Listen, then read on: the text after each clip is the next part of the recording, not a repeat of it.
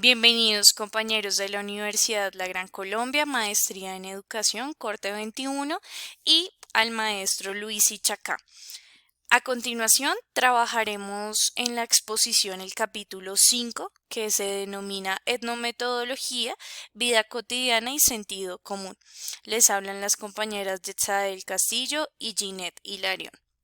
Para empezar, debemos trabajar todo lo que es el índice de acuerdo a las 6 partes en las que se divide el capítulo, teniendo en cuenta que empezamos por los antecedentes históricos, la fundamentación teórica, la conceptualización, las orientaciones metodológicas, el análisis conversacional y por último las críticas a la etnometodología.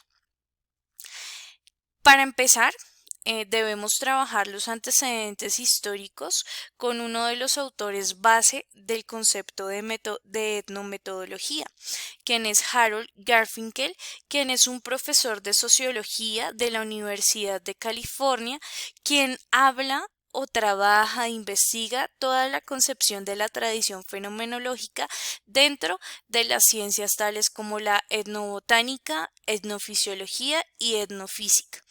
¿Por qué denominar a estas tres ciencias? Porque pues estas son ya las ciencias aplicadas al contexto donde le da ese enfoque riguroso y complejo también pues a algo que es tan pragmático como lo es la realidad o la vida cotidiana. Entonces, teniendo en cuenta lo que acabo de mencionar, Harold crea la concepción de la etnometodología como todos los procedimientos que son comunes y prácticos adoptados por una sociedad para comprender de manera reflexiva los comportamientos humanos. Hablaba de algo muy importante que era la sociología del sentido común o del sentido de lo obvio. Sabemos que desde las investigaciones siempre se tiene más un enfoque académico, un enfoque riguroso, técnico, pero en este caso lo que quiere hacer nuestro maestro e investigador de la sociología es crear enfoques supremamente pragmáticos que le permitan pues al investigador conocer su contexto y aparte de eso pues reflexionar y dar un análisis en cuestión. Asimismo, él se enfoca en algo obvio, en algo común, debido a que todas las investigaciones se dan desde un carácter más teórico, pero él lo que busca es empezar a crear investigadores y sujetos activos que puedan llevar a cabo toda la teoría, todas las concepciones que conocen a un lugar determinado y pues dar una solución o sentido a la vida. Cosas que suceden a veces muy prácticas o muy comunes pero que desde la ciencia, desde toda la parte fundamentada, se podría dar una razón. Por tal razón, entonces él empieza a generar el enfoque pragmático, donde se tienen tres, digamos que tópicos o enfoques a tener en cuenta. Lo primero se crea el proceso de análisis de la información, donde el investigador cumple con la función de ir al contexto, empezar a investigar y tener toda la información o recolección de datos, pues para que se tenga algo más consecuente y se pueda empezar a teorizar de acuerdo a lo que está sucediendo con algo que se vive, que pasa cotidianamente. Después, habla de la participación activa por parte de los sociólogos. Acá es importante. Los sociólogos no solo son esas personas que van a una institución a estudiar, perdón, que son profesionales, sino que simplemente tienen esa característica de investigar, de indagar, de ir más allá para proponer ciertas teorías o ciertas ideas, perspectivas de lo que está pasando.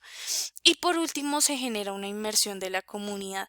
Es muy importante. El investigador que trabaja la etnometodología debe estar precisamente en la comunidad, indagando, cuestionando, trabajando todo lo que está sucediendo para que tenga una consecuencia tanto teórica como práctica. Ahora bien, él pone un ejemplo supremamente importante que es cómo se desarrolla una participación en una investigación. desarrolla el ejemplo de la investigación basada en la transcripción de una sala de jurados. Ustedes saben que los jurados son estas personas que no tienen específicamente una profesión jurídica, sino que están desempeñando su trabajo pues para tomar unos dictámenes de acuerdo a lo que sucede en las salas. Teniendo en cuenta lo anterior, Harold dice cómo proceden las deliberaciones. Entonces él retoma 5 ítems súper fáciles y súper contextuales para hablar cómo se realiza este proceso, aunque sea muy cotidiano, muy normal, muy de la vida diaria. Es algo que requiere de un proceso de investigación. Entonces comenta que los jurados tienen que, en primera instancia, estudiar los hechos de la persona a la que va a ser juzgada ante pues un tribunal. De ahí se empiezan a tomar las deliberaciones, que son esos argumentos, ya sean positivos o negativos, que se obtienen de los casos, de las muestras, de la recolección de datos que se tiene. Y de ahí inicia algo muy importante, que es el razonamiento sociológico. Indagar por qué esa persona desarrolló ciertas acciones en las cuales se está presentando su condena. Aquí es algo muy, digamos que importante, donde se elabora el modelo del sentido versus los procedimientos de sentido común.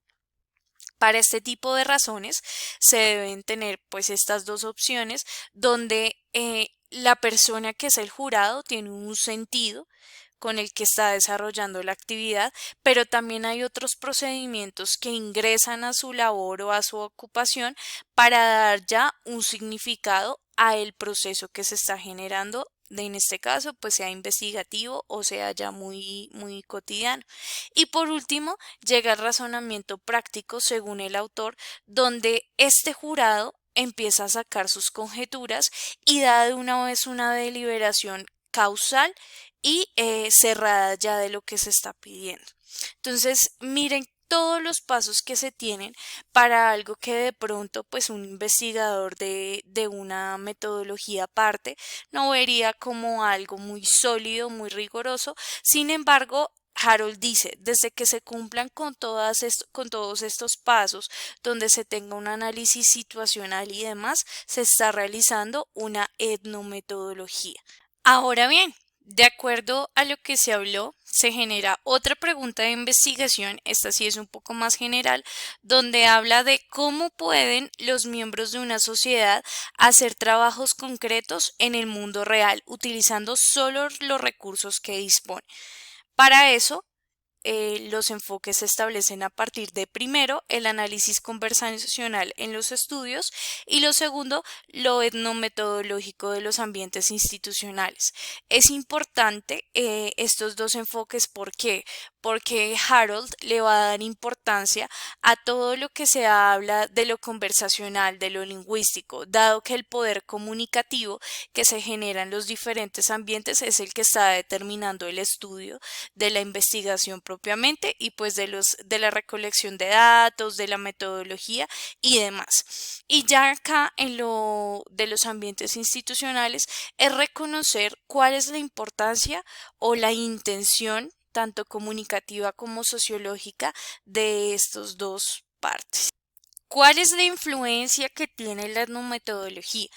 En especial se estableció pues en estas dos partes geográficas que son Estados Unidos e Inglaterra a partir de la década de los 60, 70 y 80 y después ya llega pues a partir del boom en Latinoamérica con la investigación participativa. Se asemeja mucho a este saber popular o al folclore de sabiduría social que se tiene, revisando todo lo que saben pues las personas propias del lugar y teniendo en cuenta toda esta tradición oral que se maneja para generar el proceso de etnometodología. A su vez, pues la fundamentación teórica que tiene Harold se basa en Parsons y en Alfred, donde pues claramente se ve el enfoque sociológico y también el funcionalismo estructural. Son dos de los autores que priman para que se cree este proceso de etnometodología. Teniendo en cuenta los autores, las décadas y demás en las que se trabaja, Garfinkel hace dos planteamientos básicos, que lo primero es el estudio de las racionalidades de la gente del común.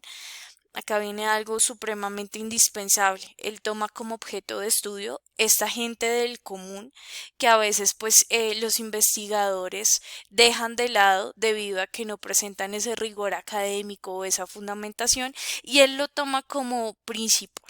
¿Listo? Y el segundo planteamiento que tiene es el análisis de la vida cotidiana versus la academia.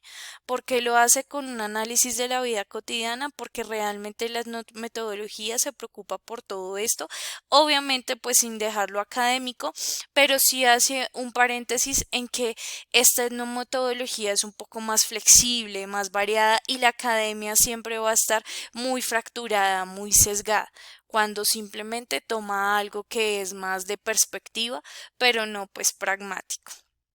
Entonces aparecen cuatro agentes, que ya es el actor social o el sociólogo que les comentaba anteriormente, que es esa persona que está dentro del contexto y que puede tener un carácter investigativo. La situación-acción es importante, que pues a todas las situaciones que se establezcan en un lugar se les brinde una acción y también una consecuencia y demás. Y la descripción cultural. Acá a veces en las investigaciones se deja de lado cómo es la cultura, cómo es toda esta parte sociológica, pero acá es importante porque se están recalcando diferentes esquemas y diferentes concepciones del mismo contexto. Y por último, ya tendríamos el énfasis de la interacción de las personas. De acuerdo pues al énfasis investigativo, según la etnometodología, se le da cierta primacía a cada uno de los papeles que tienen los personajes investigativos. Seguidamente, Harold va a hablar de la teoría social, que está basada a partir de la lingüística y la sociología, donde siempre todo se presenta pues de acuerdo a un orden social, al enfoque comunicativo, que ya en un momento lo voy a comentar, a las prácticas lingüísticas y sobre todo a observar y registrar todo lo cotidiano. Acá es importante revisar lo del conocimiento-acción y la acción racional que se tiene del mismo contexto y de todo lo que está pasando en las comunidades o en el objeto de estudio. Esa fundamentación teórica se debe dar a partir de la fenomenología sociológica, del naturalismo, de la sociología comprensiva y del funcionalismo.